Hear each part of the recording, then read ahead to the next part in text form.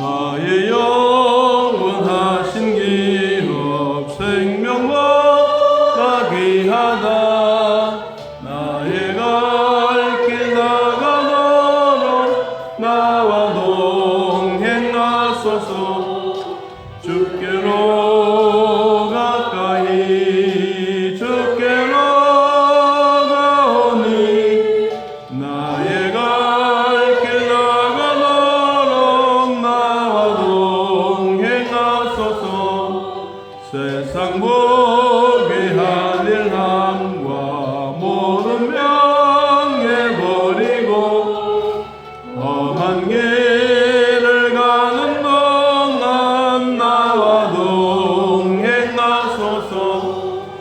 주께로 가까이 주께로 가오니 나의 갈 길 나가도록 나와 동행하소서. 어두운 골짝 지나가며 험한 바다 건너서 정국문에 이르도록 나와 동행하소서. 주께로 가까이 주께로 가오니 나의 갈 길 나가도록 나와 동행하소서. 아멘. 441장 441장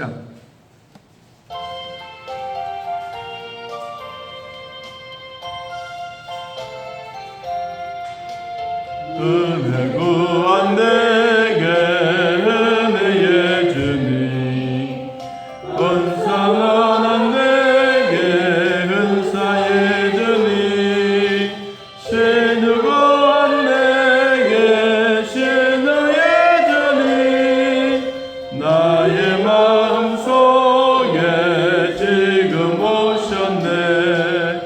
나의 생명 되는 내 주 예수님 영원토록 모셔 내 기쁨 넘치네. 말씀 위에 서서 내 뜻 버리고 감정을 버리고 말씀에 서니 불완전한 믿음 완전해지고 내가 이제부터 주만 붙드네. 나의 생명 되는 내 주 예수님 영원토록 모셔 내 기쁨 넘치네. 나의 모든 욕심 던져버리고 내가 염려하며 계획하고 믿고 기도하며 주께 맡기고 주의 뜻을 따라 살기 원하네. 나의 생명 되는 내 주 예수님 영원토록 모셔 내 기쁨 넘치네. 믿음으로 다시 주께 던지고 끊임없이 주를 찬송하면서 전엔 나를 위해 일해왔으나 이제 주만 위해 힘써 일하리. 나의 생명 되는 내 주 예수님 영원토록 모셔 내 기쁨 넘치네. 나의 소망 되는 구주 예수님 이 세상에 다시 강림하겠네. 나의 등불 밝혀 기쁜 오주를 맞이하겠네. 나의 생명 되는 내 주 예수님 영원토록 모셔 내 기쁨 넘치네. 아멘. 창세기 46장 창세기 46장 1절에서 7절까지 창세기 46장 1절에서 7절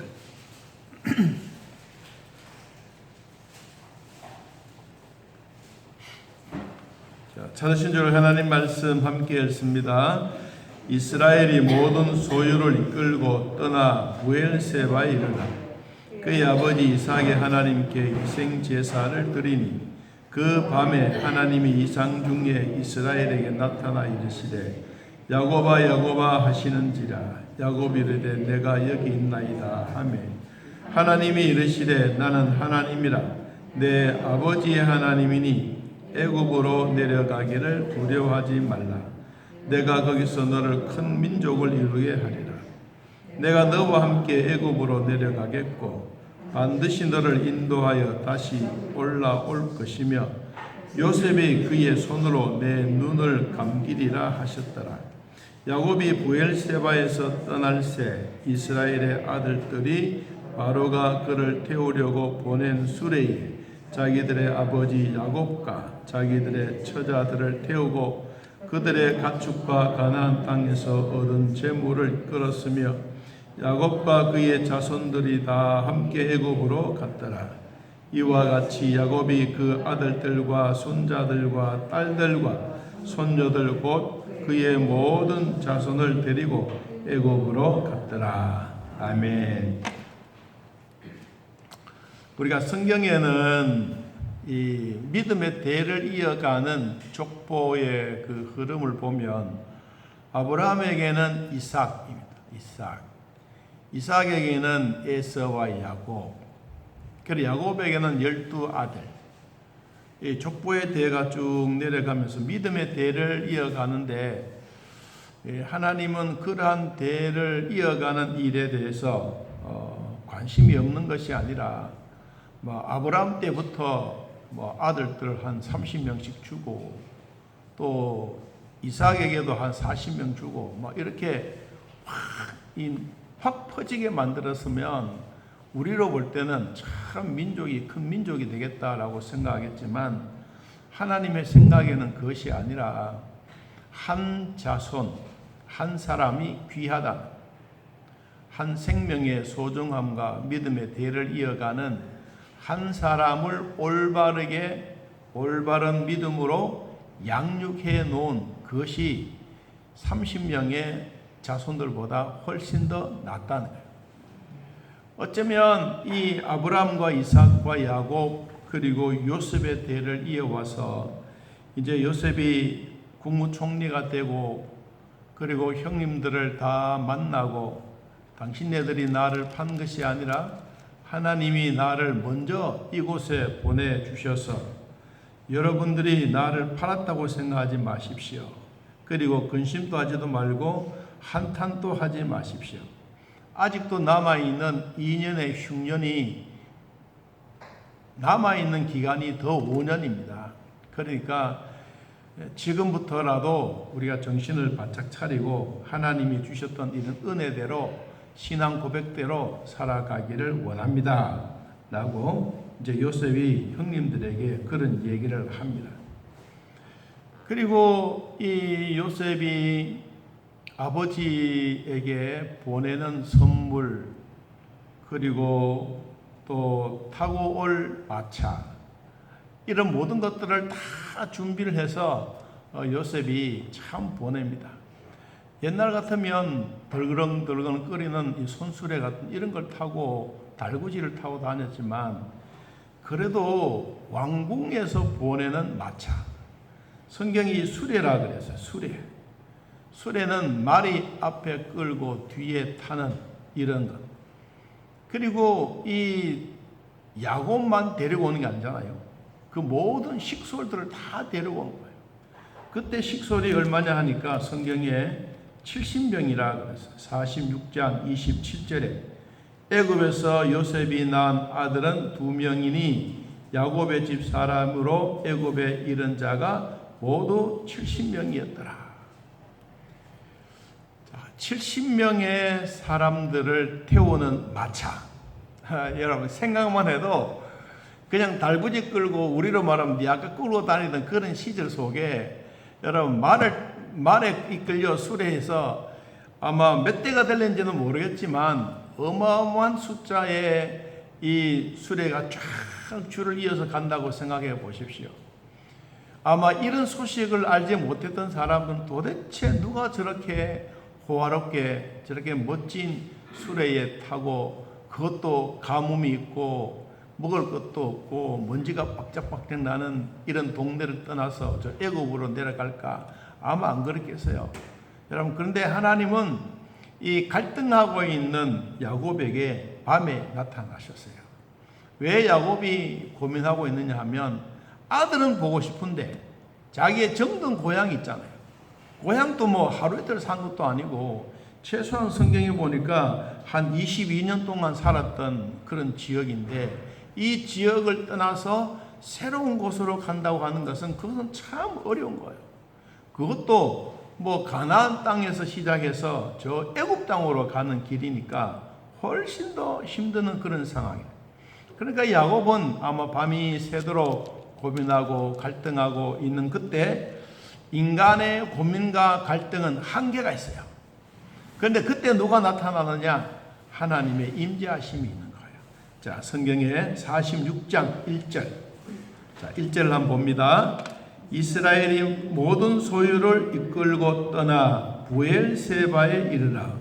그의 아버지 이삭의 하나님께 희생 제사를 드리니. 여기 부엘세바는 아버지가 잠들어 있는 무덤이에요. 그러니까 무덤에 가서 인사하고 아버지 나 애굽에 요셉을 만나러 가겠습니다. 내가 없더라도 잘 계십시오. 뭘 보고? 무덤을 보고.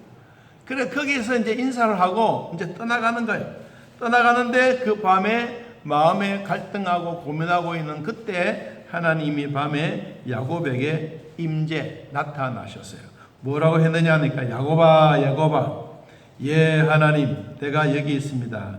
나는 하나님이라 내 아버지의 하나님이니 애굽으로 내려가기를 두려워하지 말라. 여기에 두려워하지 말라 이 말은 지금 야곱이 정말로 마음에 갈등이 생긴 거예요. 가야 되나 말아야 되나 두려워하는 마음이 있기 때문에 하나님이 그 마음을 아시고 두려워하지 말아라. 그리고 하셨던 말씀이 덧붙입니다. 뒤에 애굽으로 내가 거기서 너로 큰 민족을 이루게 하겠다. 민족을 이루게 하시는 그 방법이 뭐냐? 자, 오늘날 우리들도 경제가 어렵고 힘들면 내 스스로 무언가 하려고 노력하는 것은 사실이에요. 그런데 그것보다 더 중요한 것은 하나님이 야곱에게 말했어요. 4절에 내가 너와 함께 애굽으로 내려가겠다. 여러분 이 말을 아주 귀하게 여기시기 바랍니다. 이 두려워하고 있는 야곱에게 이스라엘에게 내가 너와 함께 하겠고 네가 가는 곳에 내가 꼭 복을 주겠다. 어떤 복을 주겠다고 했느냐 하니까 반드시 너를 인도하여 다시 올라오게 될 것이고 요셉은 그의 손으로 내 눈에 감기리라. 그리고 큰 민족을 이루게 하겠다라고 3절에서 말했지 않습니까? 자, 첫 번째 하나님이 우리에게 주시는 교훈은 우리는 어디를 가든지 하나님은 알고 계신다. 그 하나님은 마음에 고민하고 갈등하고 있는 것도 하나님은 알고 계신다. 그래서 우리가 가끔씩 하나님은 안 계시는가, 하나님은 숨으셨는가, 하나님은 왜 말씀도 안 하실까, 가끔씩 우리가 이럴 때 있어요. 여러분 이럴 때일수록 우리 하나님은 이 아래서 물밑 작업을 영적으로 쫙 해놓고 그리고 그 위에 뭘 주시느냐? 하나님의 말씀을 주신 거예요. 이것이 바로 믿음은 바라는 것들의 실상이에요. 하나님이 우리에게 먼저 물밑 작업을 다 아래 해놓으셨어요. 그리고 하나님의 목사를 통하여, 성도들의 가정을 통하여, 아니면 친구를 통해서, 아니면 성도들의 이야기를 통해서, 아니면 불신자를 통해서라도 하나님이 우리에게 그 말씀을 접촉하게 하신 거예요. 자, 야곱이 힘들어하고 고민하고 있을 때 진짜 하나님 내가 가야 합니까? 저 애굽 땅에 옛날에 갔다가 혼났지 않습니까? 그래 갔던 곳에 다시 가야 된다니까 이런 징크스도 있고, 그래서 안 갈까 갈까 혼자 고민하고 있는데 하나님이 나타나셔서 두려워하지 마라. 네가 거기에 가서 큰 민족을 이루고 너는 거기에 가서 죽게 될 것이다. 너는 요셉을 통해서 앞으로 이 가나안 땅에 올라오게 될 것이다 라고 이야기를 하고 있습니다. 자, 오늘 저도 그렇고 여러분도 그렇고 하나님이 주셨던 이 우리가 가는 길의 목표는 반드시 있습니다. 천당을 향해서 가는 길이지만 우리가 가는 그 길에는 언제든지 하나님이 함께 하신다는 거예요. 여러분, 이게 우리 인간으로 보았을 때 또 하나님의 입장에서 보면 최고의 축복입니다. 내가 너와 함께 하겠다. 야곱에게만 그런 게 아니에요. 여호수아에게도 말했어요. 모세에게도 말했어요. 다니엘에게도 말했어요. 여러분, 하나님은 꼭 그에게 덧붙여서 주셨던 말씀은 번성하고 복되게 하고 큰 민족을 이루는데, 거기에 조건이 뭐냐? 내가 너에게 함께 하면서 내가 너에게 복을 주겠다는 거예요. 오늘 또 여기 예배에 동참하신 성도 여러분의 가정에도 하나님이 함께 하시는 축복이 있기를 바랍니다. 자, 70명의 사람들이 이 애굽에 내려가서 어디에 도착했느냐 하니까 28절에 보니까 야곱이 유다를 요셉에게 미리 보내어 자기를 고센으로 인도하게 하고 다 고센 땅에 도착을 했습니다. 자, 요셉이 고센 땅에서, 자, 성경에 보세요. 29절, 그의 수레를 갖추고 고센으로 올라가서 그의 아버지 이스라엘을 맞으며 그에게 보이고 그의 목을 어루맞춰 안고 얼마 동안 울매. 여러분, 이 이산 가족이 되었던 이 기간이 얼마였냐면 22년. 장구한 세월. 자, 하나님이 아브라함에게 이삭을 주셨을 때 그 약속의 성취가 몇 년 걸렸느냐? 25년 걸렸어요. 그리고 야곱에게도 라반을 떠나서 다시 베델로 돌아오는 그 하나님의 언약의 성취한 기간이 20년이에요. 그리고 야곱이 요셉을 만나는 이 기간이 22년이에요. 자, 그러면 우리가 최소한 하나님 앞에 기도하고 약속의 응답을 진짜 받으려면 몇 년은 가야 되느냐? 최소한 20년은 가야 됩니다. 제가 아는 어떤 장로님이 부인은 열심히 신앙생활 잘하는데 남편은 늘 장사한다고 그냥 막 신앙생활 그렇게 하지 않고 힘들었어요. 그래서 어느 날 그 남편이 교회에 왔어요. 교회에 왔는데 30년이 걸렸어요. 남편의 이름을 두고 하여튼 뭐 교회에서 시키는 대로 신발도 갖다 놨다가 하여튼 뭐 다 해서 30년 만에 이제 교회에 온 거예요. 여러분, 그러니까 얼마나 기쁘지 않겠습니까? 우리가 작은 일이든 큰 일이든 하나님 앞에 기도해서 그 기도에 응답하는 기간이 뭐 즉각적으로 이루어진 것도 있지만, 여러분, 이 평균적으로 보면 이 족장들의 시대 속에서 보면 하나님이 현현 나타나셨을 때가 20년의 세월이에요. 여러분, 우리가 너무 짧게 응답해 주지 않는다고 땡깡 부리지 말고 최소한 20년의 세월을 기다려요. 여러분, 이게 족장들의 하나님의 은혜 받는 시기예요. 여러분, 우리도 아유, 하나님 참 너무합니다. 내일 응답해 주면 될 텐데, 여러분, 그럴 때도 있지만 조금씩 기다렸다가 여러분 20년의 세월. 자, 이들이 울며 목을 막 추고 난리가 났습니다. 그런데 30절에 보니까 이스라엘이 요셉에게 말합니다. 네가 지금까지 살아있고 내가 네 얼굴을 보았으니 지금 죽어도 조카도다. 아마 이 요셉 아버지 이스라엘 두 아들이 모든 자손들이 보는 앞에 참 얼싸안고 말은 하지도 못하고 말은 하고 싶은데 안 나오고 안고 있는 그 모습만 아마 한참 동안 보았겠죠. 아버지도 그랬습니다. 앞에 45장 28절에도 보니까 이스라엘이 내 조카도다. 내 아들 요셉이 지금까지 살아있으니 내가 죽기 전에 가서 그를 보리라. 이 상황이 역전되어 가는, 아들이 죽었다고 이제는 아마 아버지의 마음에서 다 지워버렸던 이 아들이 저 멀리서 살아서 국무총리가 됐다는데, 여러분 어떤 부모라고 안 가보겠습니까? 다 가고 싶어하는 마음이 생겨요. 그러니까 70명의 식솔들을 다 데리고 야곱이 고센 땅에 도착해서 이제 요셉을 탁 만나는 그 감동, 어쩌면 형님들이 요셉을 만나서 내가 요셉입니다 라고 이야기했을 때 그 놀랐던 그만큼 아버지는 정말로 가슴이 기쁘고 가슴에 뜨거운 마음으로 요셉을 꼭 끌안고는 했던 말이, 야, 내가 네 얼굴을 보았으니 지금 죽어도 한이 없구나. 이 야곱의 이스라엘의 마음이 오늘 저와 여러분에게도 있기를 바랍니다.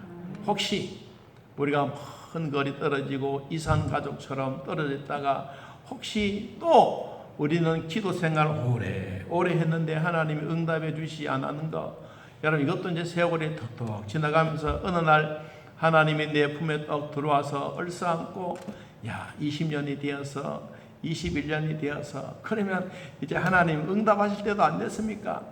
야, 이 아브라함에게도 그랬고 야곱에게도 그랬고 이 야곱이 요셉 만나는 기간도 그런데 나에게도 이제 그런 기간이 있지 않겠습니까? 얼마든지 우리가 얘기할 수 있는 거 되는 거예요. 그래서 어디를 가든지 하나님은 우리의 길을 알고 계시고, 그리고 조금 참고 힘들고 어려워도 세월 앞에 우리가 열심히 기도해 놓은 것은 결코 헛되지 않는다는 것을 주님은 우리들에게 말씀하고 있습니다. 자, 이러고 난 다음에 47장 고센 땅에 다 도착해서 이제 바로를 만납니다. 바로를 만나서 바로 왕이 이야기를 합니다. 너희들의 직업이 뭐냐라고 물어요. 그랬더니 우리는 목축하는 일입니다. 가축을 기르는 일, 우리 조상으로부터 물려받았던 직업 중에 하나. 그때만 하더라도 이 목축업은 천민 중에 천민이에요. 그런데 이 천민 중에 천민인데도 불구하고 하나님은 이 백성들에게 두 가지 복을 콕 주셨어요. 그게 바로 뭐냐 하니까 장자권이에요. 장자권. 두 번째, 가장이 누구에게든지 자녀들에게 할 수 있는 축복권. 두 가지의 권한을 하나님이 이 민족에게 주신 거예요. 그래서 장자권은 어딜 가든지 장자로서의 그 대단한 마음이 있습니다. 저도 여러분의 가끔씩 그런 얘기합니다. 여러분의 가정에 믿음의 가장이 참 중요하다. 믿음의 가장이 믿음으로 올바르게 살려고 몸부림치면 자녀들도 어느 날 자동적으로 따라온다. 그런데 믿음의 가장이 신앙생활이 오늘은 내일은 다음 날은 꾸어 빠뜨려 먹고 건너뛰고 그러면 아이들도 자동적으로 그런 거예요.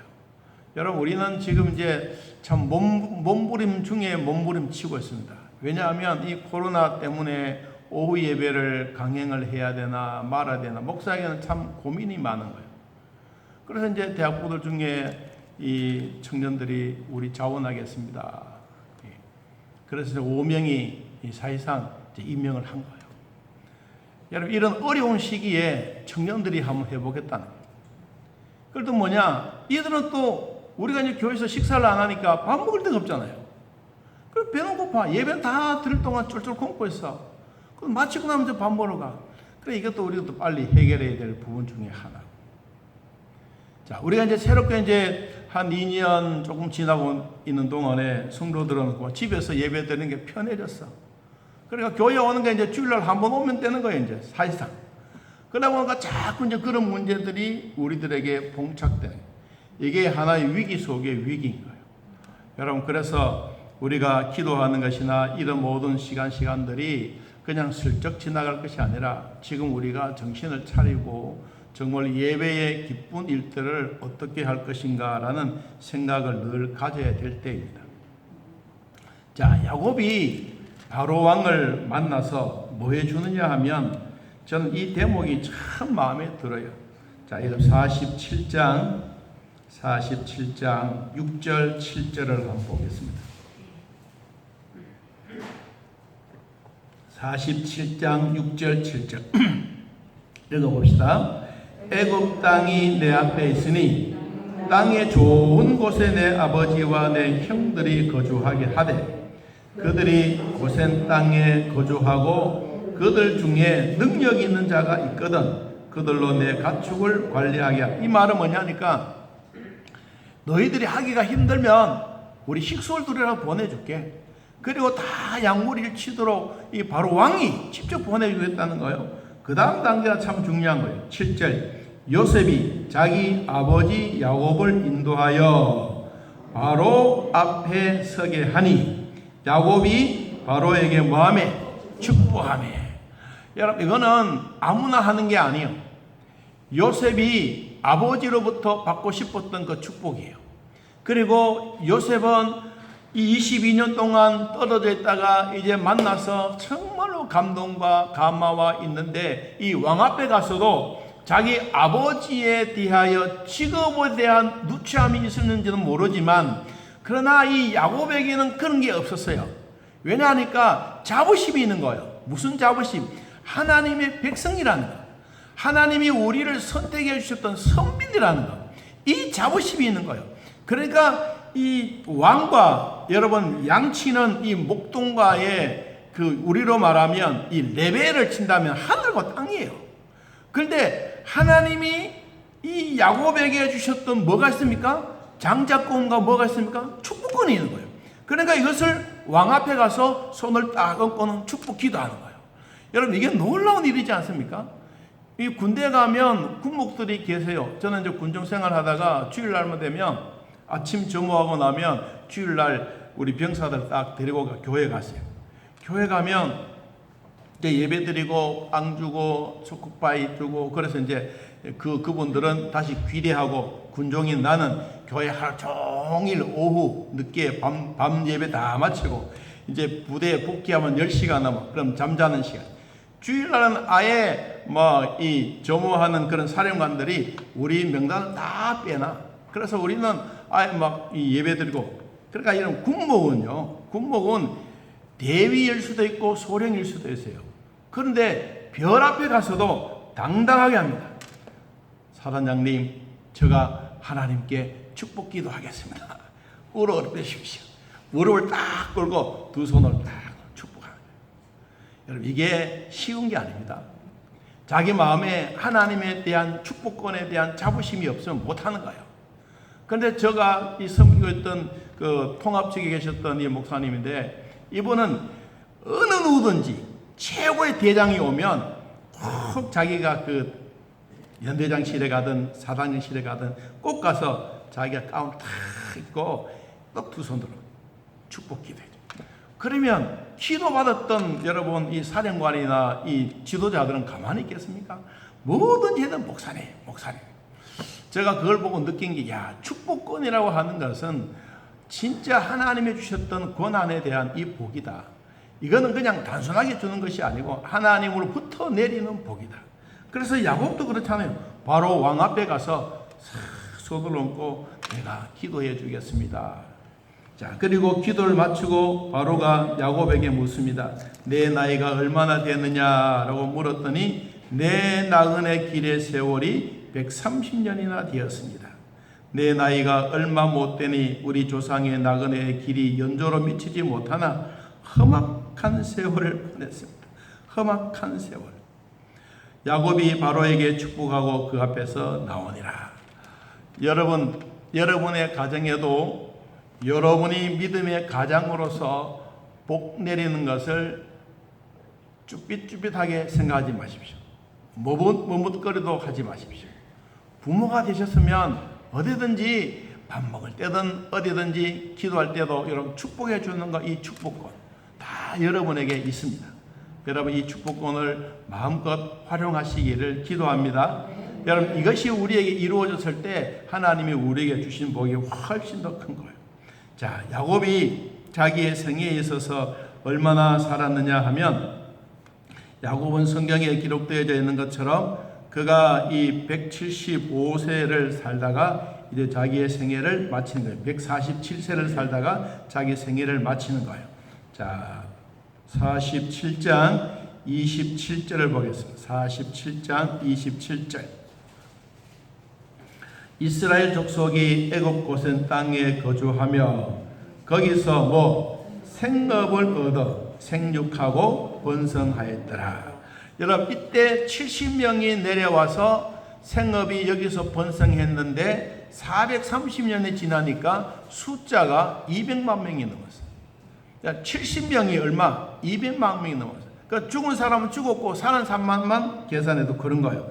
자, 28절. 야곱이 애굽 땅에 17년을 거주하였으니 그의 나이가 147세라.